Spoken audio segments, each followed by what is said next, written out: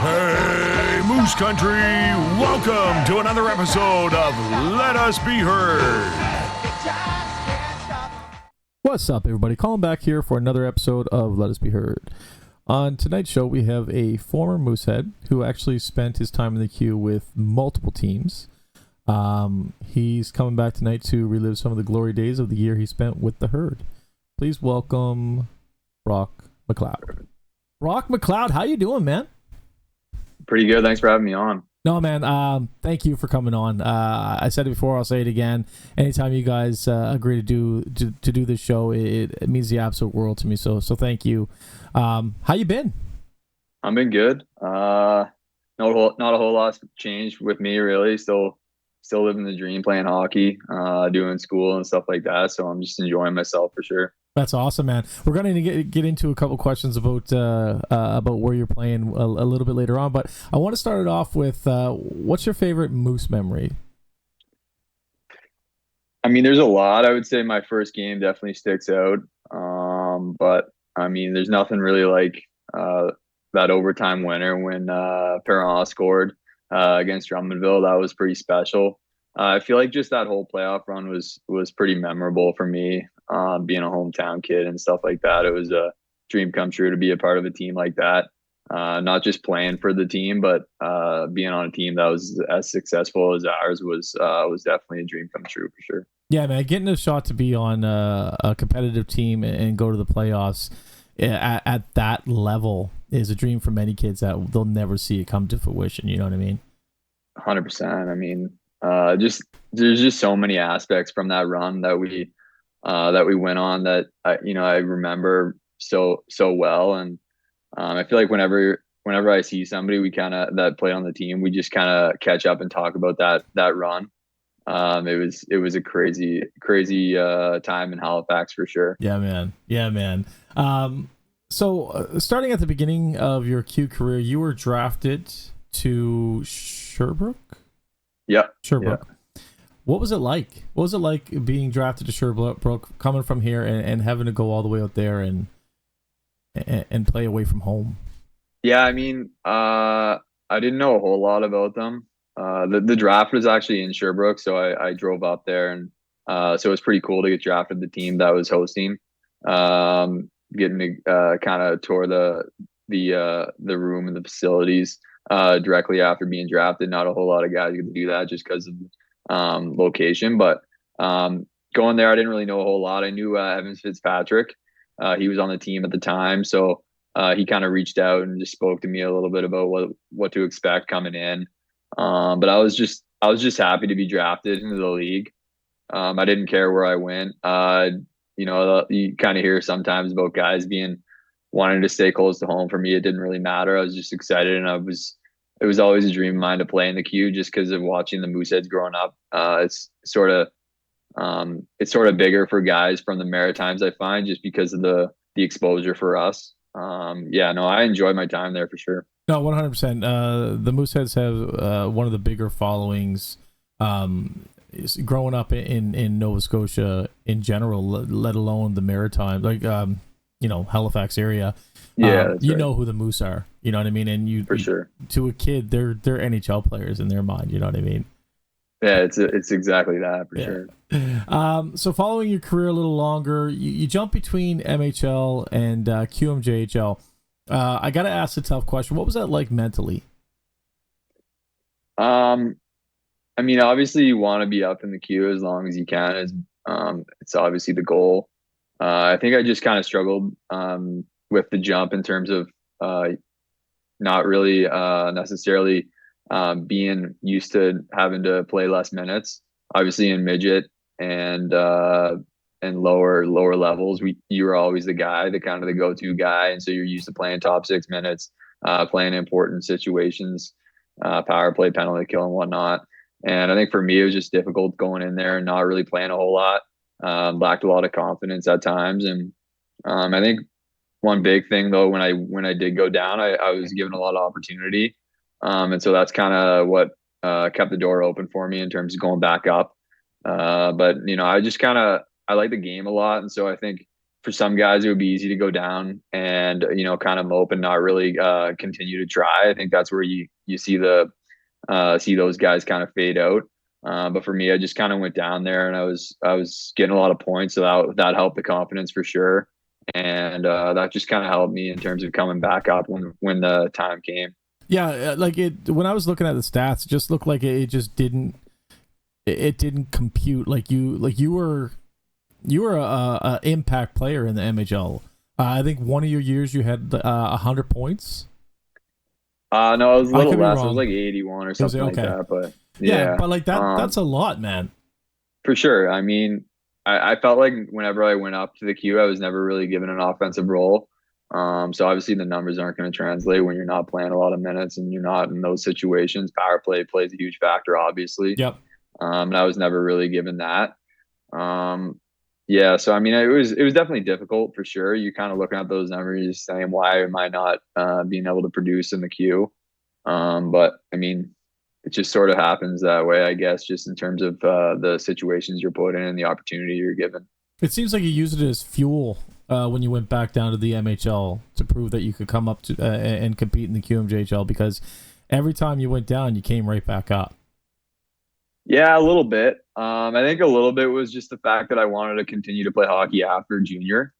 And so I think I went down there and I was kind of like, well, you know what, I have to probably put up a lot of numbers here in terms of getting offers to play university hockey or professional or whatever it might be. But I think it sort of just happened that I was given another chance in the queue, and not really in terms of fueling my fire. I just kind of always liked the game, and it kind of didn't really change in terms of going down there. I was like, you know what, I'm going to get a lot of opportunity. I might as well try and score a lot of points because I'm here now. But yeah, no, I enjoyed my time in the MHL as well. It's definitely fun getting points for sure. So moving on from that, like you're with 3 different QMJHL franchises. During that time, within those three different years you were with them, what was your least favorite team to play? Whether you were Halifax playing against the Ramparts or Sherbrooke playing against Cape Breton, what was your least favorite team to play against? I mean, definitely Cape Breton when I was in Halifax there. That was obviously a rival of ours. It always will be. It always has been. They also had a good team, so it kind of makes a difference. It depends on the year for a lot of guys. So my year there, they were a strong team, made it tougher to play against, and made the games more intense. So definitely them in terms of difficulty. I think a lot of it, we were kind of stacked up against Rouen that whole year. So them was they were definitely a team that they weren't too fun to play just because of their they're obviously really good and they ended up winning the cup there. So I mean, I would say those two for sure. Yeah, and they ended up winning the President's Cup and the Mem Cup that year. Yeah, that's right. Yeah, it sucked. Yeah, I did. I'm sorry. You're telling me. You're telling me. So, what was the fan interaction like for you on all 3 Q teams, but more so for the Mooseheads? I mean, obviously the market's a lot bigger, so the magnitude is just way more tightened for sure. Uh, I mean, I've always said it. There's no fans like the Halifax fans, just because of the fact that they support so much and they're just so involved. I find they're always around, and anywhere you go, you're kind of recognized, or I even recognize the fans out too. It's not just a one-way street there on that, but you just feel the support a lot more with them just because of the larger numbers there. But I mean, all fans in terms of around the league are just so supportive in general. So it's just so fun to play in that league for that reason. I remember going to Quebec, and it's just they're a heavy fan base as well, and so you're always feeling the support and the pressure and everything that comes along with the larger crowds. I mean, Sherbrooke was a smaller market, but it's like any market. You're gonna have the core fans, so I mean, you still felt the support, but just not at the same level as Halifax. Yeah, Sherbrooke. Oh man, they were a beast last year, man. Every one of them. I don't think there was a player under 6'1". They were massive last year, man. Yeah, I followed a little bit. They're a pretty good team. They had some high profile guys for Yeah, sure. 100%. I think one of them was Milo Rollins, who now plays for Bathurst. He's Right, like yeah. 6'8" or 6'9" or something like that. Yeah. He's a big boy, man. Yeah. So do you remember your first Q goal? Yeah, I do. It was in Sherbrooke against Rimouski. It was just kind of it wasn't anything crazy really. But yeah, I definitely do remember it for sure. Did you keep the puck? Yeah, I got the puck for That's that awesome. one. I got the puck for the first Moosehead goal as well. That's awesome, man. I can't believe you keep that stuff. Like, yeah, oh yeah. I mean, it's like you said, the Q in general, not just the Mooseheads, but just the Q is the NHL to the younger guys in the Maritimes especially. So I mean, that's definitely a big milestone. So yeah. I'm definitely keeping them. When Rooser scored his goal this year, he took the stick home, and for sure. He's not. You got it, really. Yeah. So a buddy of mine wanted me to ask you, who was your road roomie? I think it changed a little bit every now and again. So you didn't I have remember one when guy I was that you stuck to like a No. clique? No. I'm trying to remember. I know I roomed with Moran a bit when I first was like when the season first started. I was with Moran a few times. Yeah, I can't really remember, to be honest with you. But it wasn't clicky. I felt like they always no, never. Okay. No, they kind of do it randomly, to be honest. I don't think you get the same one every time, or maybe you do. I don't remember, but I can't remember, to be honest. I just know I was with Moran, but I might have been with Bishop too. I can't remember, to be honest. It's been a minute, man. It's been a minute. Yeah, for sure. Oh, you know what? No, you know what? I do remember now. Actually, towards the end of the year, well, in the Memorial Cup when we stayed in the hotel there for whatever it was, 10 days. I was with Cole McLaren. He's a great roommate. He was a great roommate. That's who I do remember now. I ended up being with him for the most part. Yeah, he was good, eh? Yeah, we knew each other too really well. I mean, we played together in Bantam, so we were pretty close for sure. That's awesome, man. Now, are there any funny stories you could tell about road games or hanging out after a game? Don't try to get anybody. I'm not trying to get anybody in trouble. Just I can't throw anyone on the bus, but I feel like I'm drawing a blank here, anyways. So I'll give you an example. We just went to Moncton for a road trip to watch the boys play, and we pulled up at the gas station in Alloc, however you say it. Okay, yeah. And one of the guys that were on the bus got off to get a couple hot dogs. You know, he was risking it, right? Getting gas station hot dogs. Yeah. And the lady told him everything he needs in the drawer. So he reached down into the drawer, picked up 2 tinfoil wrappings, and went and paid. And when he got on the bus, and the bus wasn't going to wait for him, he couldn't get back off the bus. He opened up his hot dogs, and all it was the bun. No way. He didn't take the fucking hot dogs off the Where rollers. were those? The hot dogs were on top, right in front of his face. Oh no. So he left the dogs on the roller, took the buns that were wrapped up in tinfoil, and paid for the buns. Rookie traveler, right? Yeah. Yeah, like that type of thing, right? Yeah, I mean, nothing really sticks out, honestly. I mean, I'm trying to think. I mean, there's nothing like that. I mean, I remember we drove back from Baie-Comeau overnight. We flew there, and the bus kind of meets you. Yep. And then you just travel around Quebec, and then I mean, a few times we flew home, but this time we drove just all the way from Baie-Comeau all like overnight. I don't know. I remember sleep on the floor. That's about it. But I don't really remember anything specific, to be honest with you. That's all right. That's good, man. I love the sleeping on the floor. That's kind of fun. You don't think of that. Like those chairs don't recline so much. I can't imagine somebody getting up and sleeping on the floor. They're that tired. I like that. 18 hours. It's tough for sure. You gotta move around a bit. We did an interview with Gravel, and he did it on the bus on the way to a game. So right, yeah. Speaking of Gravel, what's it like having to shoot against him now? I mean, he's obviously tough to beat. He had my number there for sure. I think I got a couple chances on him. But I mean, they're a good team. They're Yeah. tough to get scoring chances on in general. So, uh, yeah, no, he had my number. I couldn't get a one by him for sure. Do you still run into other former Moose or former A little teammates? bit. Yeah. I mean, actually, my roommate here is Aiden McIntosh. He played for the Sea Dogs. Oh, that's cool. And so he his one of his best buddies I play with in Halifax, Cole Stewart.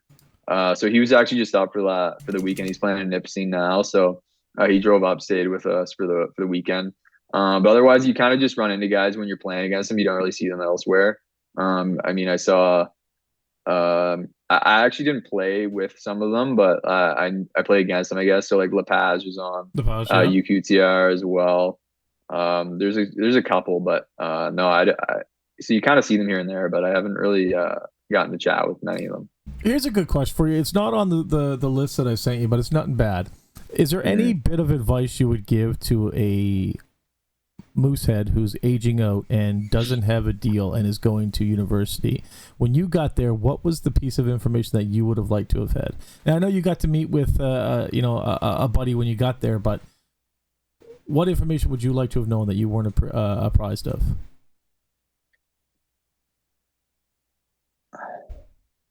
I mean, to You're be on the honest spot. with you, yeah, no. To be honest with you, I would say, in terms of making your decision, I wouldn't necessarily base it off of um, the winning record or the program's like kind of history. I would say just base it off of the most opportunity. Because I mean, what's the point of going somewhere and sitting on the bench for a couple of years and not really getting another opportunity to continue to play after university? Um, I mean, the most important part is obviously getting your degree, but you obviously still like the game, so you want to keep playing afterwards. And so I wouldn't necessarily put a lot of emphasis on where they are at in the standings. I would say more so just be willing to go there, and if they're going to give you a good opportunity, then I would say take it.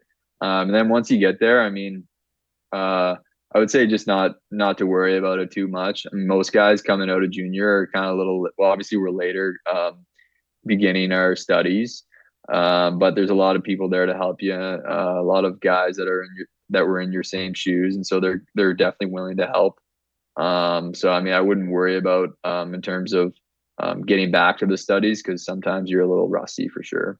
That's an awesome piece of advice, man. That's the first time I've ever asked that question. Now, as a local boy, and I think we touched on this, describe the feeling when your skate first hit the Scotiabank Center ice during a game. Like, what was that? Take us back. Yeah, I mean, that was crazy. I mean, I think one of the biggest things that I remember is just standing in the tunnel waiting to go out. You kind of listening to the entrance song there, it kind of gives you the goosebumps. It definitely fires you up for sure. And then skating out to a crowd of almost 10,000 is insane through the Moose. So I mean, it was just overall. I mean, it's kind of it was almost a blackout moment, really, but I definitely remember most of them in terms of just the way it makes you feel when you're playing in Halifax. Yeah, there's nothing like it. Just the smell of the arena, just everything about it. Really, it just reminds me of going to the games when I was younger with my grandparents. I mean, they had season tickets, and so I was going to a lot of them. I went to a lot of the games when McKinnon and Drouin were there, and so just reminded me of going to the games. But now you're kind of looking up That's amazing. instead of looking down, for sure. Yeah, you're following in your hero's footsteps. Like, that's amazing. I love that. Mm-hmm. That's Yeah, it's crazy, man. for sure.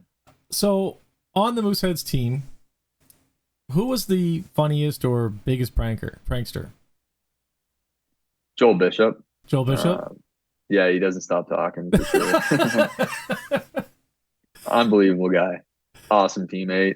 Definitely a fan favorite. And yeah, no, awesome guy for sure. That's awesome, man. I know we had a kid on the team a couple years ago, Stephen Davis, who wouldn't shut the hell up as well. Yeah. I followed a little bit after leaving.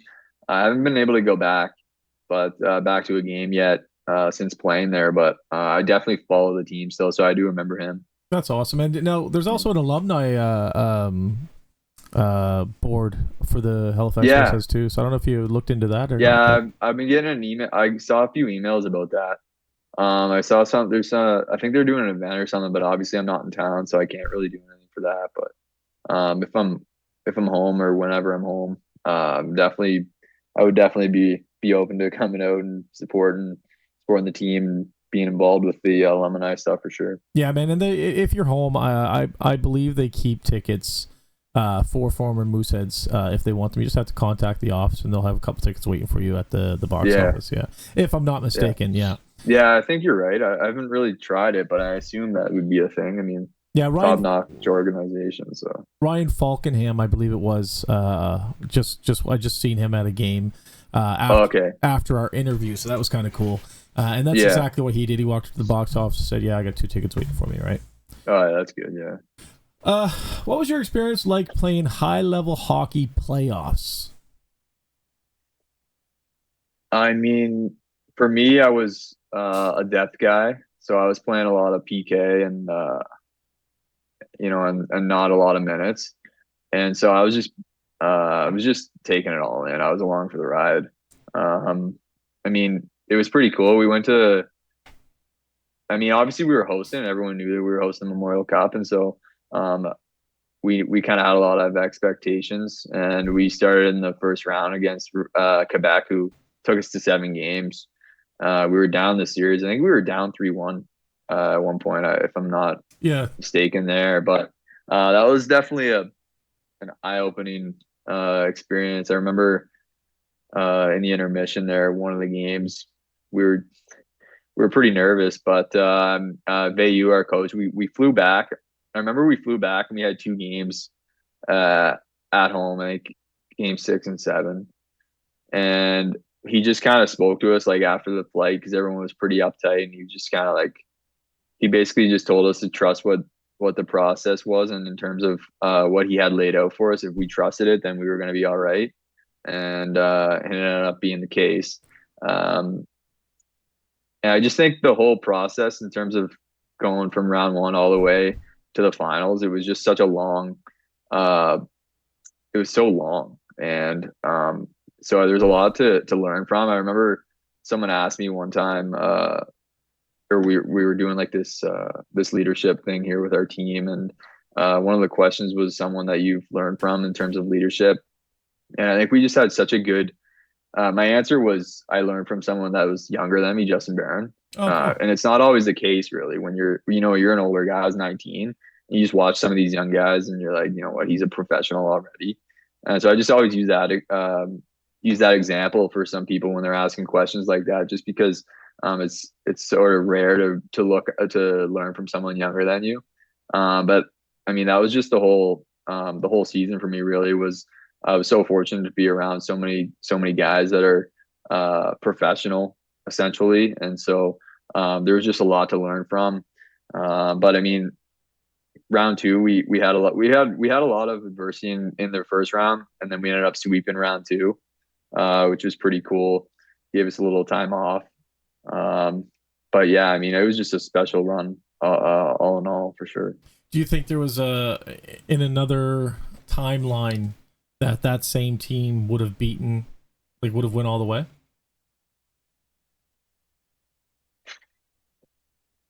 I'm not sure. Not sure, to be honest.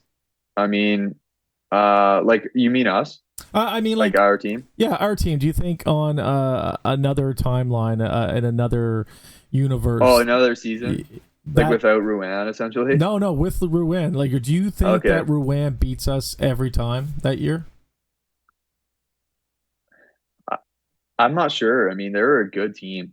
Yeah. I honestly think we were a better team on paper, but they were just so hard to play against.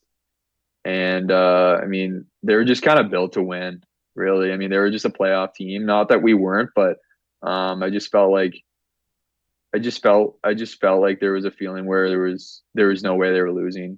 And I feel like they were probably beating us any other time again, to be honest with you. No, that's humble, man. I like that. Yeah, that's humble. They were just so good. I mean, we were a great team, and we gave them a good run to game 6. But I mean, yeah, I don't know. I just think they're I just think they were better. They're just that good. Yeah. All right, man. So I just have one more question before we go. Is there anything you'd like to say to, the fans, the players of today or yesterday, the players of tomorrow, or the organization? I mean, thank you. It was obviously a. I mean, they kind of took a. I mean, I don't know if you know, but I was not. I didn't even go to training camp for Halifax. I was just in junior A, and I knew they had a lot of guys away at NHL camps, and so I just kind of called Cam. And I was like, hey, you know what? I know you guys play against Moncton, the last preseason game of before the regular season, and you got a lot of you got a lot of guys away, and they had a couple injuries. Dubé was out, and I was like, I mean, I'd be willing to come and play. I'd love to play, put on the Mooseheads jersey, and so I went, and he was like, yeah, no problem. I went, I had a pretty good game. The guys were still away at NHL camp, and they said, you know what, we needed a guy. I had some experience, obviously, that probably helped my case, but I went and I started the first regular season game with them because they had a lot of guys away, like I said there, and so I wasn't on the team until Thanksgiving. I was just kind of being a kind of a call up essentially, but I was with them full time, and then Dubé ended up going down with that blood clot, so he was out long term, and so they just said, you know what, we'll sign you, and then that's when they named me to the team. But I didn't even go to a Q camp that year in my 19 season, so they kind of believed in me, gave me another chance, and I mean, top notch organization. They take care of you, and yeah, I just can't thank them enough. So you went from an affiliate player to on the team? Yeah, in a Memorial Cup season, which is crazy. That's crazy, man. Yeah. That's impressive. They must have liked you, because that's extremely impressive. Yeah, I mean, I was just happy to be there. I think that's something that you don't really necessarily get. I wasn't asking for anything. I just wanted to be there. And so, I mean, it's kind of hard not to like a guy that's just happy to be there and is going to work hard for you. That's amazing, Brock. Listen, man, I appreciate your time. Thanks so much for coming on and addressing the herd one last time. I really do appreciate it. Appreciate it. Thanks for having me. No worries, man. Brock, you take care. Everybody else, I hope you're all healthy, safe, and happy out there. And as always, go Moose, go.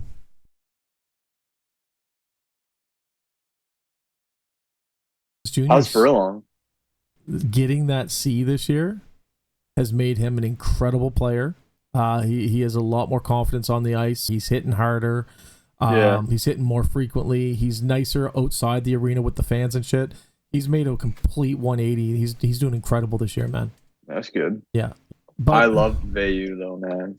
Veyu. He's an awesome coach. I'll try to get him on. I'm super pumped. At 8:00, I'm having Don Ducharme on. Yeah, you're saying there. If you can get Veyu on, tell him that I said he's an unreal, like, great guy. He called me Leo because he couldn't say because like I spell it, or he couldn't. I don't think he could spell it because it was Mcleod, and he would always. I think it was when he was putting it in the rosters or whatever, he would always screw up. I think he would put like Loed.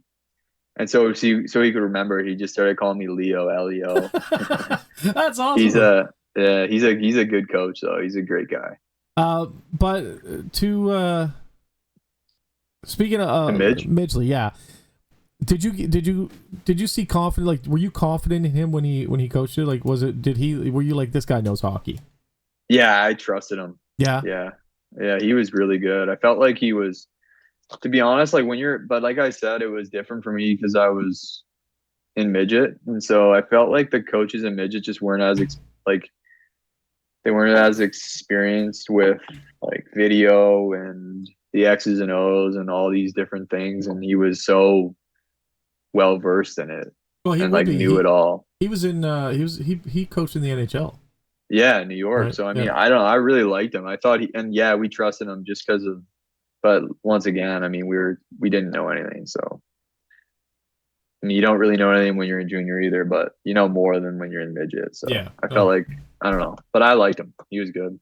That's good to know, man. I absolutely love Mackenzie, the defensive coach. Oh yeah, he was in Charlottetown when I was there. Oh, was he? Yeah, he's a great guy. Yeah, I like him. I was on the ice with him this summer. Him and Joey Periconi. they were Rooster came in early, and so they needed a guy to go on and shoot for them. He came in early. He came in early to like train and stuff. And so Joey, I know a bit. So he called me. He was like, "Want to come on and shoot?" Oh, Because he that's needed a awesome. shooter. So I just went and shot with him, and yeah, he's a great guy, Mackenzie. I didn't know him that well when I was in Charlottetown, just because I was like up and down, but he's a great guy. Do you remember Tyler at all? Tyler, Long? oh, of course. Dude, how do you? Are you kidding me? I was waiting for you to say long. I was like, obviously. Can I do? Did you get along with him? Was he a buddy of yours? Awesome guy. Yeah, oh yeah. He's a great guy. Oh, he's fucking incredible. I love that. I kid. love he. You know what? You know what about Tyler? He's one of those guys where you could be worrying about something. You just see him, and it's like it's no stress because he's just so happy to be there. And how can you not feel the same way? So I mean, Tyler, hope you're doing well. Awesome kid, awesome guy. And if I'm back in Halifax for a game, I hope to see you. He's an absolute gem, man. We're close with him and his mother. Oh yeah, they really. We just became season ticket holders this year, but we went to every game last year, and right. They really adopted us as part of the family, man. They're just incredible, they're so nice. salt of the earth people, man. Really incredible people. He's awesome. Yeah, I agree. Yeah. I think it's cool too because everyone embraced him like around on the team and stuff like that, and everyone loved having him around. I mean, sometimes I feel like when there's a lot of people around, like on a team, especially like with a Memorial Cup team, there can be a lot of like you don't want a lot of distractions. But I mean, he was the opposite of distraction for sure. It's just awesome to be there. Yeah. So Russo got a goal. And then McKinnon just got his first goal. The beginning, somewhere around the beginning of February, is like the 4th or the 5th or something like that.